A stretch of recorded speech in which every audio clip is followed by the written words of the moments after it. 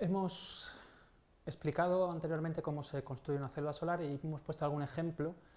en donde mostramos algunos valores que podíamos asociar a los valores típicos de células de silicio convencionales. Hablábamos de corrientes en torno a los 8 amperios, de tensiones en el punto de máxima potencia en torno a los 0,5 o 0,6 voltios, lo cual da lugar a potencias en el orden de los 4 vatios. Algo que no es suficiente para alimentar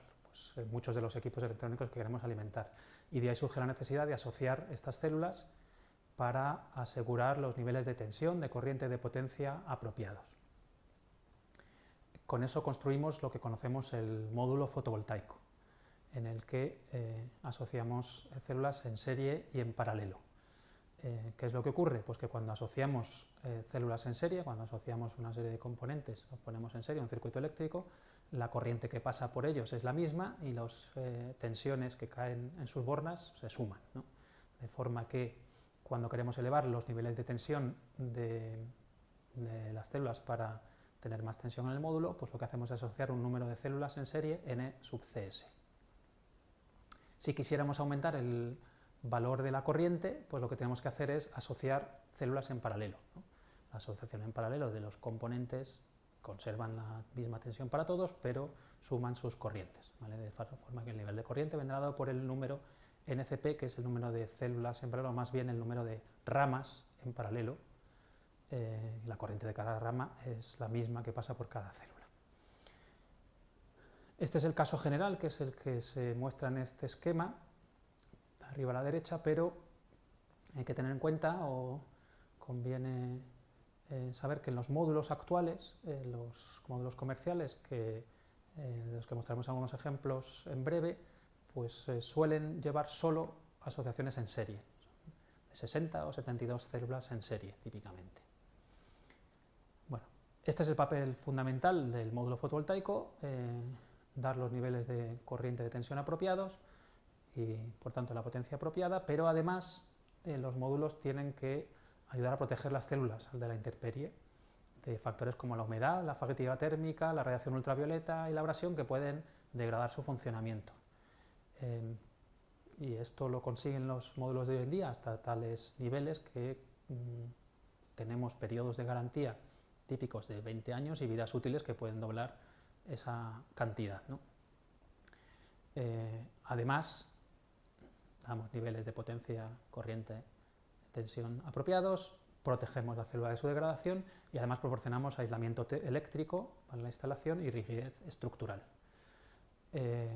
Bueno, podemos asociar y hacer módulos todo lo grande que queramos. Lo típico es hoy en día tener módulos como los que se muestra en la foto del campo de módulos abajo a la derecha, viendo cómo una persona transporta un módulo para poder hacer la comparación del tamaño. Estamos hablando de unos 2 metros cuadrados y bueno, que tienen un tamaño pues eso, que permite todavía un manejo relativamente fácil por una persona. En el esquema de la izquierda lo que tenemos es una deconstrucción de un módulo en el que podemos ver parte de las células que están conectadas mediante cintas de cobre estañado, el polo positivo de una conectado al polo negativo de la otra, y así cuando los queremos poner en serie, y esas células están embebidas en un sándwich de plásticos de polímeros que aseguran la estanqueidad, que es típicamente el polímero es el que se conoce como EVA, etilvenilacetato, y a continuación pues tenemos el vidrio frontal, bajo en hierro para maximizar la transmisión, y una capa de plástico protector posterior que es conocida como Tedlar, material Tedlar. El módulo incluye además un marco de aluminio para dar rigidez y luego permitir el anclaje en la estructura, y unas cajas de conexiones a donde se llevan el contacto positivo y el contacto negativo del módulo en su conjunto, y que puede alojar otros elementos como por ejemplo son los diodos de protección, bueno, que se incluyen para evitar determinados o para proteger determinados efectos perniciosos que pueden ocurrir en el módulo. Esta es la unidad básica de nuestras instalaciones y nuestros sistemas y al igual que caracterizábamos las células con sus niveles de tensión, corriente, cortocircuito, circuito abierto, punto de máxima potencia, en el módulo hacemos lo mismo.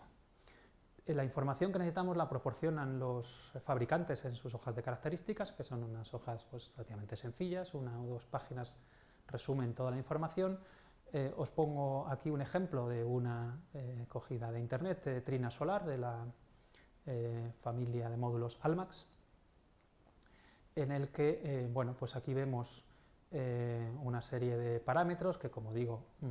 pues son los mismos que definíamos para la célula, la corriente en el punto de máxima potencia, tensión en el punto de máxima potencia, corriente de cortocircuito, tensión de circuito abierto, eficiencia y potencia del módulo. Vemos 4 columnas, lo cual quiere decir que dentro de la misma familia de módulos podemos, bueno, pues debido a la dispersión en los procesos de fabricación de las células, que dan ahí unas pequeñas variaciones, los fabricantes luego pues agrupan las células en clases lo más parecidas posibles y por tanto pues ahí hacen módulos en donde hay una pequeña diferencia en su potencia total. En este caso estamos hablando de módulos en torno a 270 vatios y podemos ver aquí una cosa que puede llamar la atención y es que la unidad es vatio sub P. ¿Qué quiere decir eso? Bueno, pues es una forma de indicar que estos vatios se han medido para las condiciones estándar de medida, ¿no? Sabemos que la potencia que da el módulo pues, va a depender de esas condiciones y la unidad es vatios, estamos hablando de potencia, pero en la literatura en muchos sitios encontraremos el sub P y quiere decir eso, vatio pico o peak, del inglés peak. Esta medida en condiciones estándar, que por si se nos ha olvidado, pues nos recuerdan en la propia hoja la irradiancia de 1 kilovatios por metro cuadrado, la temperatura de la célula de 25 grados y el espectro de la M1 con 5 G global. Bueno, vemos que en este módulo, por tener también algunos números de valores típicos, tenemos corrientes en el punto de máxima potencia en torno a 8 amperios, tensiones en el punto de máxima potencia en torno a 30 voltios y valores un poco mayores de corriente en cortocircuito y de tensión en circuito abierto respectivamente. ¿De acuerdo? Con eso tenemos bien definido el módulo, pero tenemos que ver también cómo influyen, cómo se comporta el módulo en otras condiciones. La variación más sencilla es la de entender, la hemos comentado también, es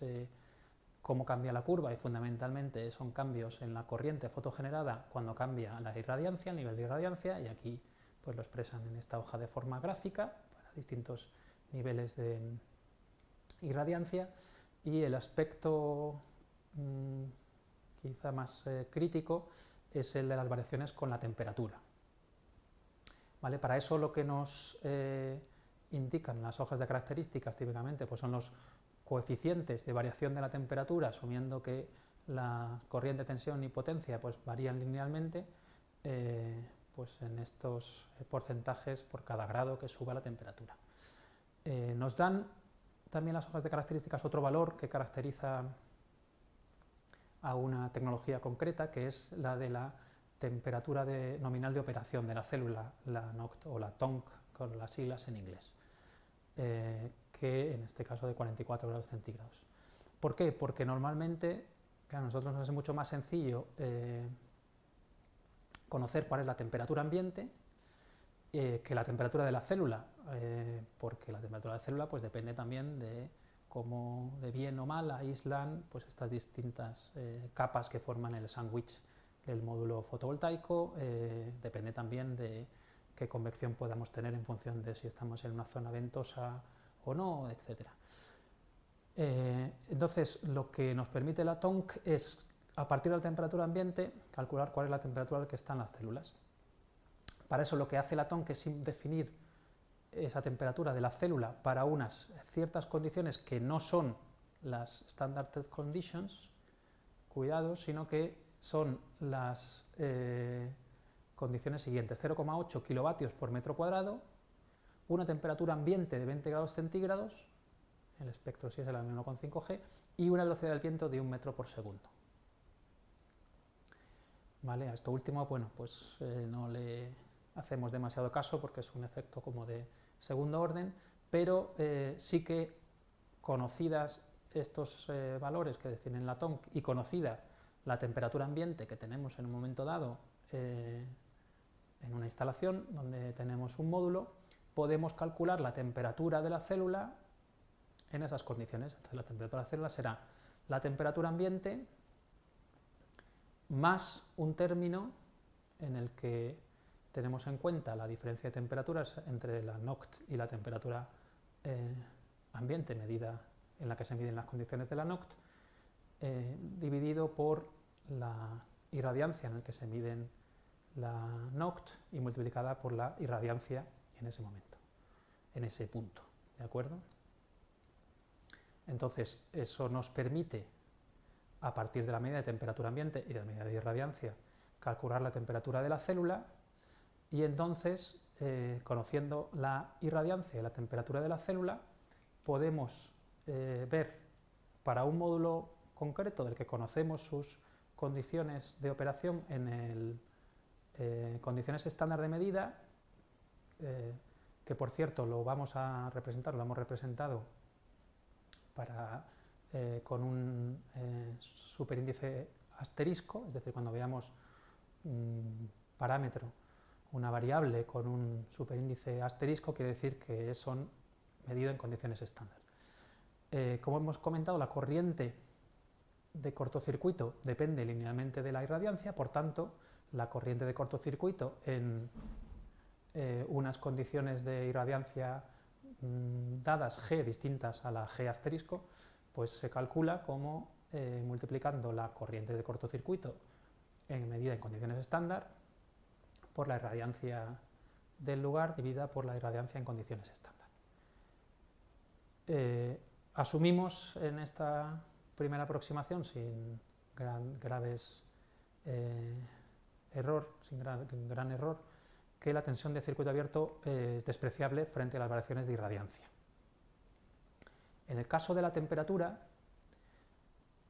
ahora vamos a suponer que lo que es despreciable es la variación de la corriente de cortocircuito con la temperatura. Si recordamos en la transparencia anterior, o lo miramos, lo vamos a mirar luego, el coeficiente de variación con la temperatura de la corriente de cortocircuito es un orden de magnitud menor que el de la tensión y la potencia, con lo cual esto es razonable. Lo que sí que varía es la tensión de circuito abierto, de forma que la tensión de circuito abierto en unas determinadas condiciones de temperatura es la tensión de circuito abierto medida en condiciones estándar, cuando la temperatura de la célula es 25 grados, multiplicado por 1 más beta, que sería el coeficiente de variación de la temperatura, o sea, de la tensión de circuito abierto con la temperatura, por la temperatura de la célula menos la temperatura de la célula en condiciones estándar.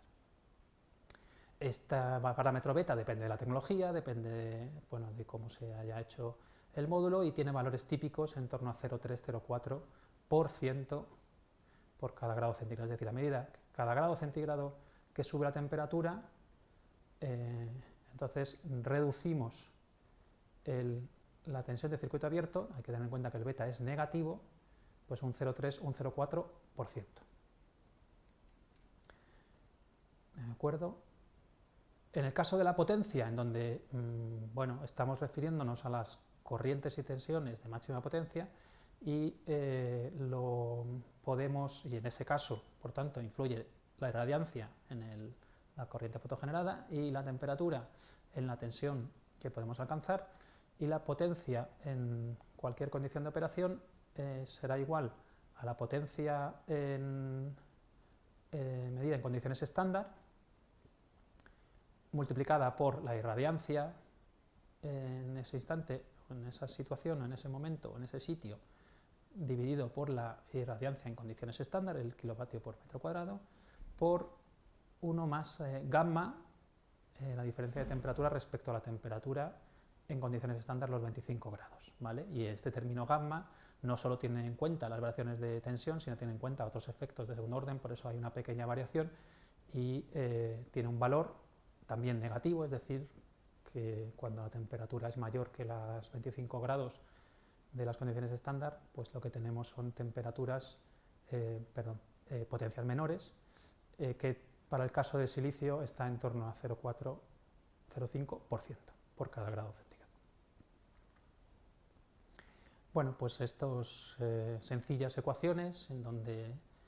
estamos tratando de simplificar un análisis, pero que nos va a dar lugar pues, a unos valores bastante realistas del comportamiento del módulo. Bueno, conviene tenerlos en cuenta y sobre esos valores vamos a trabajar